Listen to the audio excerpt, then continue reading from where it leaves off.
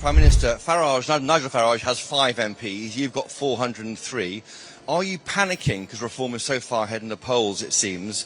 Is he living rent-free in your brain? The United Kingdom had seen political clashes before, between parties, between chambers, even within families of power. But no one expected this, not in modern Britain, not in an era where the monarchy was supposed to remain neutral, above the fray, a symbol of unity. And certainly not from Sir Keir Starmer, the Labour leader known more for cautious precision than reckless rhetoric. Yet here he was, live on national television, launching into what would be remembered as the most aggressive attack on the British monarch in generations. The words were sharp, deliberate, and impossible to walk back. "The king has crossed a line," Starmer said coldly, standing in front of an increasingly restless press gallery. And in doing so, he has endorsed the dismantling of our democracy.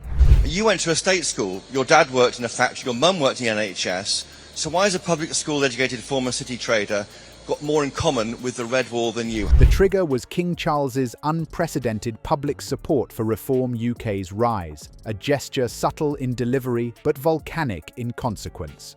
The King had made comments during an official appearance at a cultural summit, praising the rise of independent-minded voices unafraid to challenge the political elite. While he didn't name any party, every political observer knew exactly who he meant. Reform UK, once a fringe protest party, had just surged past both the Conservatives and Labour in regional polling.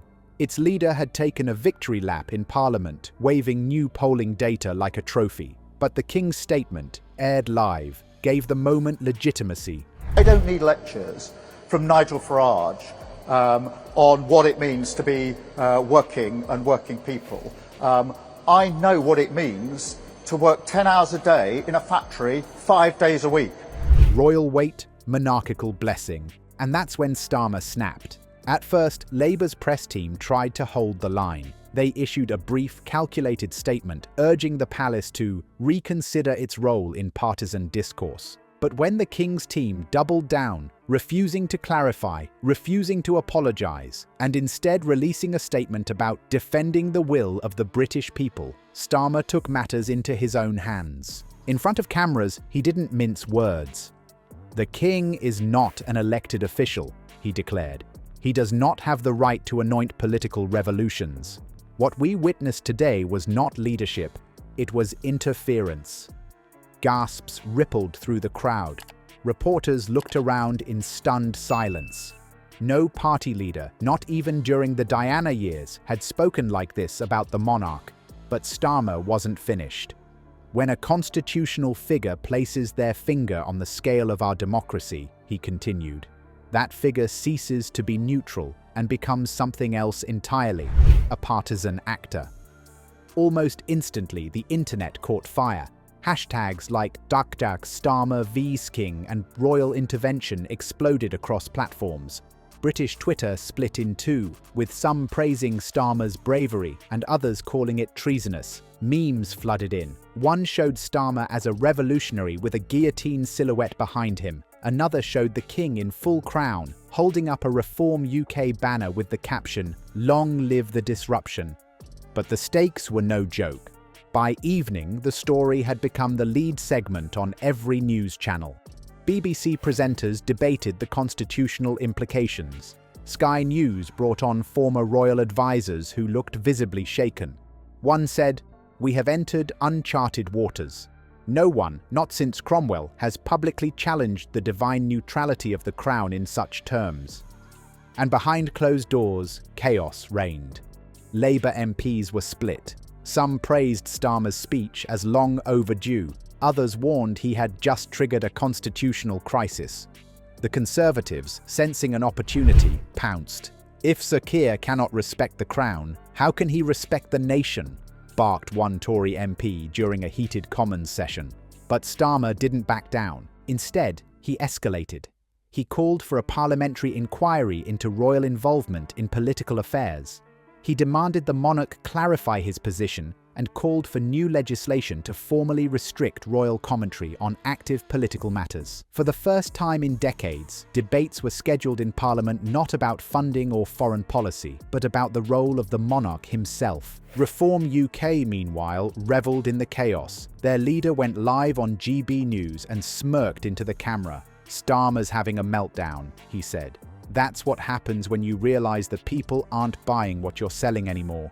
Supporters cheered, donations spiked, and reform offices reported a record number of volunteer sign-ups within 24 hours. Yet something deeper was brewing. Starmer's attack, though controversial, tapped into a sentiment many Britons had been quietly harbouring: that the monarchy, with its veiled influences and private conversations with ministers, had long wielded more soft power than it admitted, that perhaps it was time to stop pretending the king was merely a ceremonial figure, and that maybe, just maybe, Starmer was the first leader honest enough to say it out loud. Opinion polls told a strange story. While Labour's favourability dipped in some quarters, Starmer's personal approval surged among younger voters and the politically disillusioned. Columnists across Europe began writing op-eds about Britain's silent constitutional crisis. French papers compared Starmer to post-revolutionary truth-tellers. American commentators asked if the UK was about to redefine monarchy in the age of populism. Meanwhile, Buckingham Palace issued a rare follow-up statement. It was firm, unapologetic, and notably defensive. His Majesty's remarks were made in the spirit of supporting civic engagement and are not to be construed as endorsement of any political organisation. But no one bought it. The timing, the language, the refusal to walk it back. It was clear the palace had taken a side, even if it wouldn't say so outright. Starmer, sensing the moment, leaned in. He gave another address, this time from outside Parliament. No notes, just fire. "We are not subjects," he declared. "We are citizens. We choose our leaders, and no crown, no matter how golden, will override that truth." The crowd outside erupted in applause. Behind him, anti-monarchy signs popped up. "Let the people rule," read one. Another, "The crown has no vote." Across the aisle, panic began to set in. Tory leaders met with reform officials in secret talks, worried the king's statement had permanently shattered the balance. Inside Buckingham Palace, aides reportedly urged Charles to issue a retraction. He refused. By the end of the week, Parliament was on fire. Figuratively, petitions called for a referendum on royal powers. Constitutional experts filled newsrooms. Universities planned emergency panels. The Archbishop of Canterbury urged cool heads and national unity. But it was too late. The floodgates were open. What had started as a king's offhand comment at a cultural event had spiraled into the most dramatic confrontation between British democracy and monarchy in living memory. And at the centre of it was Keir Starmer, the once cautious lawyer, now leading a movement he hadn't fully intended to ignite, but one he refused to abandon.